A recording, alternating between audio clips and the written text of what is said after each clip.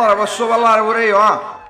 Appena vi passa la fassa, vi infilo bello discorso. A infilare tu ma cucco via, gran figlio! Ma perché non ti infila a destra Oh, basta ora, fatemi parlare.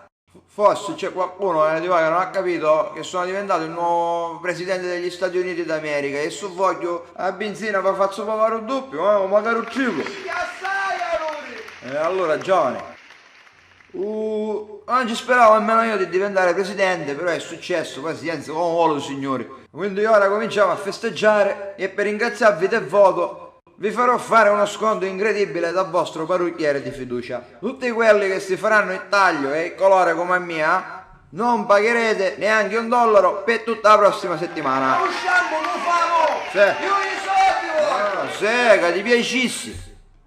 Su cercate i soldi, mi dispiace, io non mi cercate mia, si muccato tutti pare Obama, tu cosa un euro. Quindi perciò mi cercate i soldi, oh tu, e chi mi cerchi i soldi a mia mare, sta varando? Chi non deve travagliare, posso tenere casco da mia, zizzimolo. E travaglio non ce n'è, e la benzina costa assai. Ma sembra la stessa cosa, ricidi, oh, non vi stancate mai. E che vi pare che sogno io, un banguro Giappone, un zuccone. Io sono il presidente d'America, e sapete che fa presidente? Pure io. Una minchia fa. Basta che pagate i tasse come connuti e vi state muti. A me non me ne fotte niente poi. Ora abbiamo 4 bombe musulmani.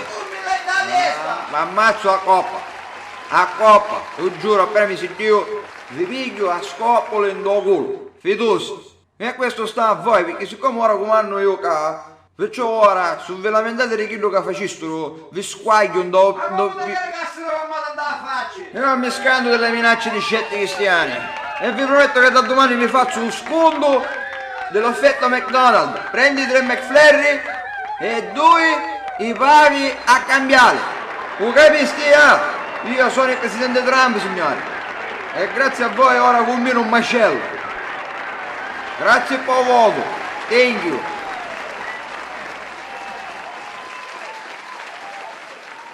Thank you.